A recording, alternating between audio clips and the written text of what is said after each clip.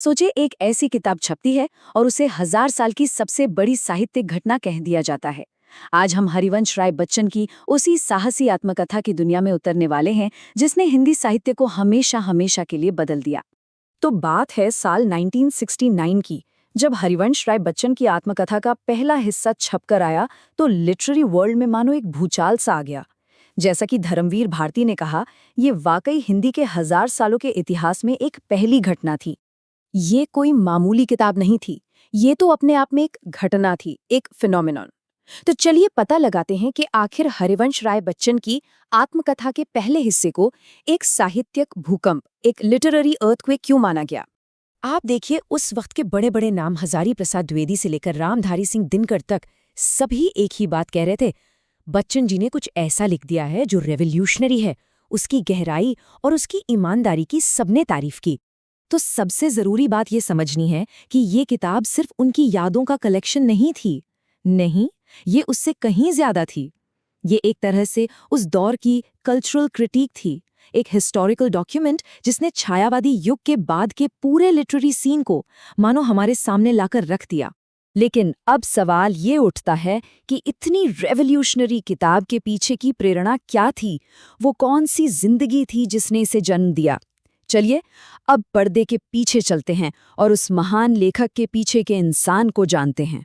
प्रयाग में जन्म से लेकर विदेश मंत्रालय में 10 साल और राज्यसभा में 6 साल की सेवा तक बच्चन जी का जीवन साहित्यिक दुनिया, सरकारी सेवा और बहुत गहरे पर्सनल एक्सपीरियंसेस का एक अनोखा संगम था।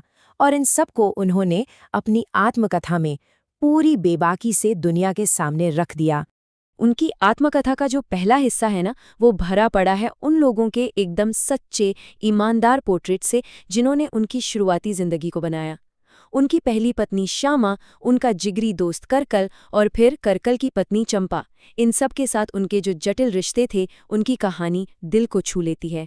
और उनके रिश्ते की गहराई देखिए, ये कितनी कमाल की बात है। वो श्यामा को बुलाते थे जॉय, मतलब खुशी, और श्यामा उन्हें क्या कहती थी?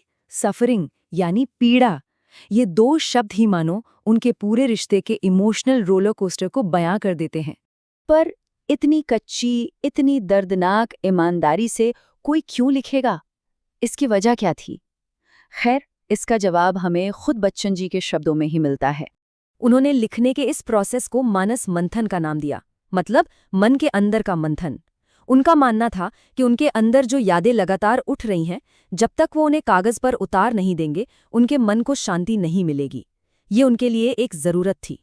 और कमाल की बात यह है कि वो खुद को कोई महान हस्ती नहीं मानते थे। वो कहते थे कि उनका जीवन एक साधारण इंसान का जीवन है और यही यही उनकी सबसे बड़ी दौलत है, उनकी सबसे बड़ी खुशी का कारण। और ये बात बहुत गहरी है। क्यों? क्योंकि अपनी कमजोरियों को, अपनी गलतियों को सबके सामने रखकर वो खुद को खास नहीं बना रहे थे, बल्कि वो तो हर आम इंसान से एक कनेक्शन, एक पुल बना रहे थे। जैसा उन्होंने खुद कहा, सायुज्य मुक्ति, मतलब सबसे जुड़कर ही आज़ाद होना।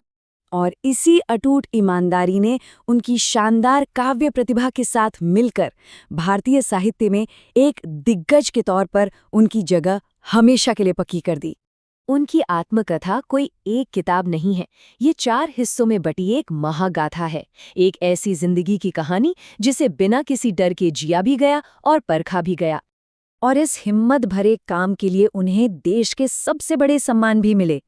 सरस्वती सम्मान, पद्म भूषण, ये सिर्फ पुरस्कार नहीं थे, ये इस बात की गवाही थी कि बच्चन जी का कंट्रीब्यूशन कितना गहरा और जरूरी था। और आखिर में ये किताब हमें एक बहुत बड़े सवाल के साथ छोड़ जाती है। आज के ज़माने में जहाँ हम सब अपनी एक परफेक्ट इमेज बनाने में लगे हैं, वहाँ अपने जीवन की सच्चाई को पूरे ईमानदारी से, बिना किसी लाग लपेट के बताने की क्या अहमियत है? बच्चन जी की विरासत हमें इसी बारे में सोचने पर मजबूर करती है।